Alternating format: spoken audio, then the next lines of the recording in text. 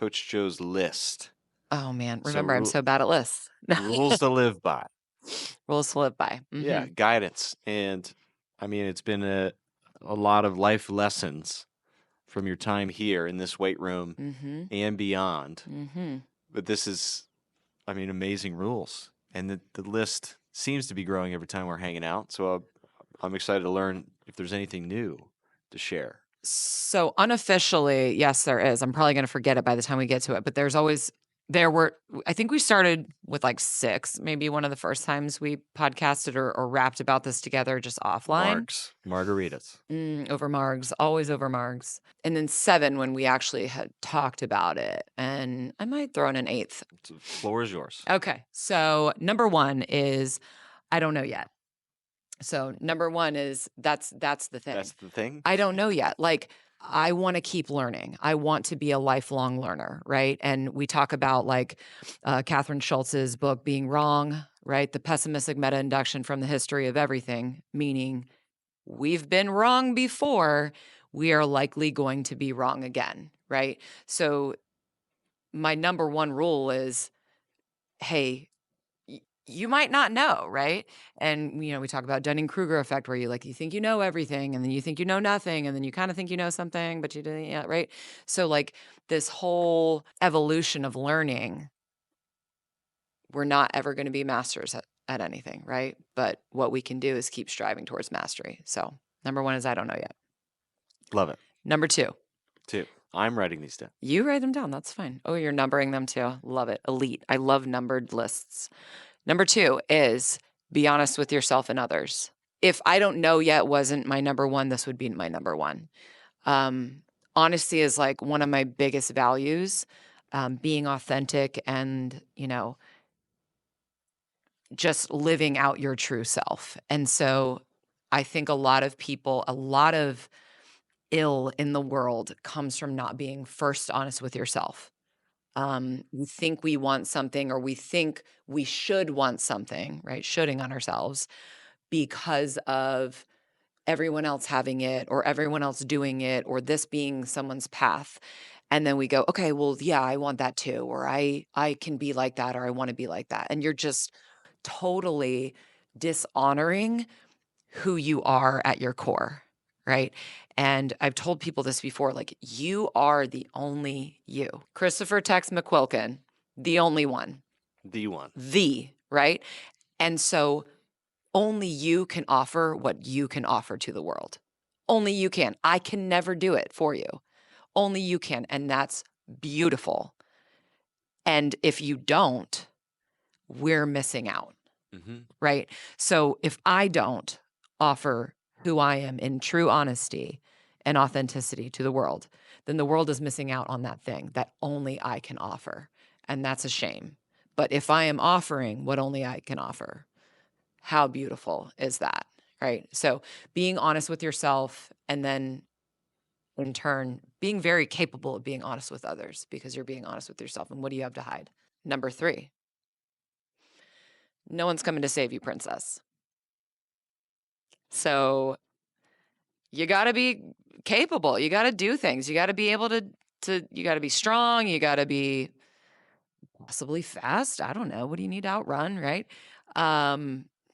Like, I don't know. What was it? I had to change the car battery the other day. My neighbor came over to jump it first. And then she was like, I don't know how to do this. Can I watch? And I was like, yes, you're not going to learn in this one session. I guarantee. However, absolutely. Yes. Red, right. black. Right. And like, it just was, it's one of those things where it's like, you need to be capable. No one's coming to save you. Make your money, prepare yourself financially, physically, community-wise, emotionally, all of those things. Don't wait for somebody else to do it for you. Don't wait for somebody else to fill in the gap of something you want in your life, right? I wish I had that. Maybe when I have a partner, I'll have that. Maybe when I have kids, I'll have that. Maybe when whatever. No, just go. Do it now for yourself. Number 4, minor on the minors, major on the majors. Minor on the minors, major on the majors is like another one of my, like, this happens every day, right? Where I'm just like, Why are we so worried about this stupid little thing? Some people will blow things way out of proportion. And it's like, is this really something that we need to be using our time and energy on, taking up real estate in our brains on? Probably not. There's so much worry and rumination that happens when we are majoring on the minors, right? There's so many minors that happen in our day-to-day lives, right? And so when we choose to not look at them as minors and just go, okay, those are things and they're happening, that's fine, and we major on them, stress, time suck, right? Total waste of time. And then generally those things kind of like take care of themselves because they're minors, right? And then we go, oh, wow, I don't even remember why I was like so worried about that thing.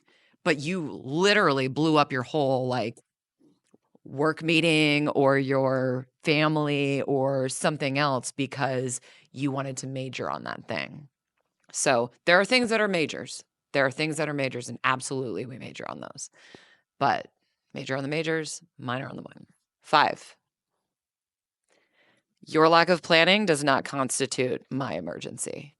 I feel like 4 and 5 are connected. They just are. from a leadership perspective. Oh, for sure. Because if a leader, in my mind, is majoring on a minor, then they're trying to make it my problem. Rule 5. Leads right in. So your lack of planning does not constitute my emergency. And this happens a lot at work for me, where somebody is tasked with something and then all of a sudden it becomes my problem. And I'm like, that's so cute that you think I'm going to major on that right now, because you're just telling me about this, right? So I respect organization and planning and a good con op. Give me a good con op every single day of the week. That's military stuff. It's a plan. It's a plan. And I love a plan. I love organization. I love lists, numbers, bullets. Give me a well done PowerPoint. That's also fine. But yeah, if you're not planning, I'm not going to jump out of my, skin to like help you right away unless this is way out of character. I have helped you before. This is a true emergency, blah, blah, blah. Right. But otherwise, we're going to say, that's minor. We're going to minor on that. Number 6, GSD. GSD, get stuff done? Get stuff done. Yeah. PG. The PG version. We all know. So just do things. Like always be doing, always be taking a step in the direction of something that you want to do. Whether you've set a goal, whether you've, are moving towards another human, whatever it is, make those steps, be doing something. Like you can't expect for life to fall in your lap. Like you have to be doing, right?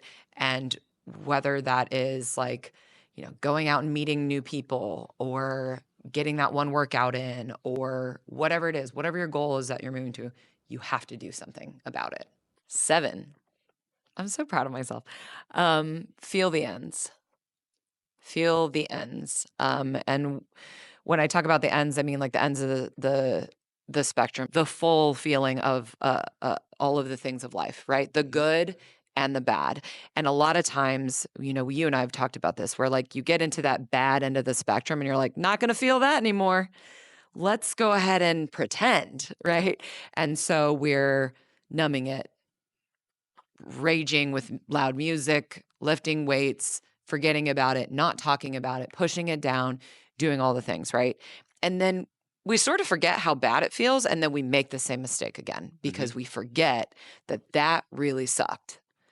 And I think feeling the ends in like that negative sense really helps us not return to the mistakes that we made before. It also helps us fully process it. It helps us help other people,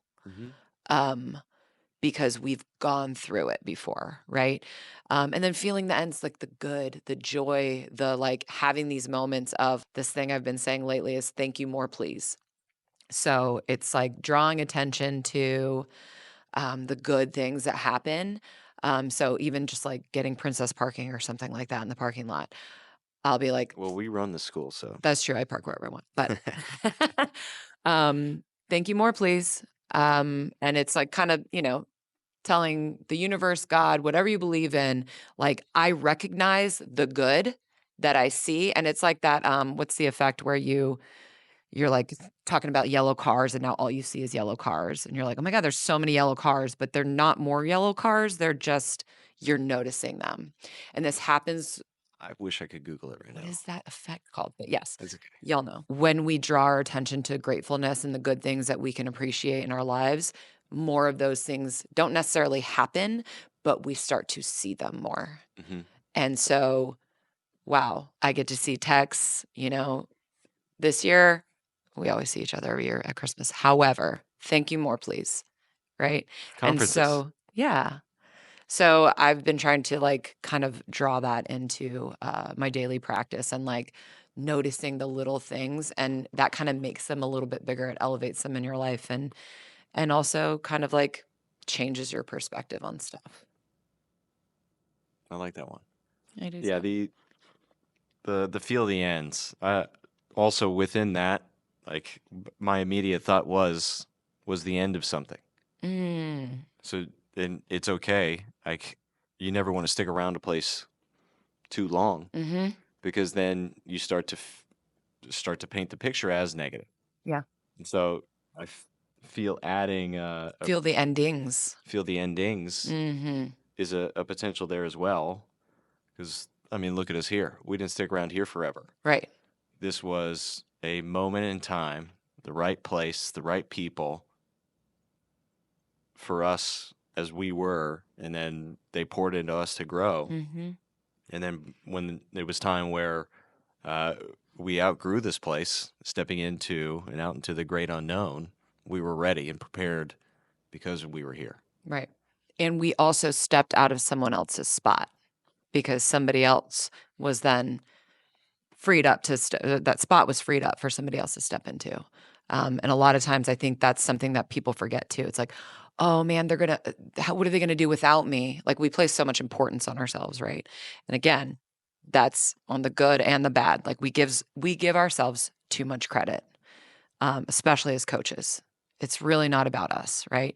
And so leaving a lot of times is a blessing for someone else to step into that new opportunity. And do it differently, better, like who cares? But like they can't live their true story until you step out of the way, right? Mm-hmm. And that's going back to that whole being honest with yourself and authenticity piece. Yeah, and knowing there's the right people for certain stages, Mm-hmm. and then as you evolve and grow, they're not going to be the right person for you in that next phase. Correct. So then aiming to find the people that are going to continue to pour into you and go on and grow. Don't hold resentment for that. They gave you a lot. Take it and make good with it. Agreed. Do we have an eighth? We do. I haven't talked about this one as much, so it's like it might not be as well thought out or formulated yet. Whose business is this or whose task is this? And you can say whose business or task. And this is from, I wish I knew the reading that I'm referring to, but I believe it was some Stoic that is like, whose task is this?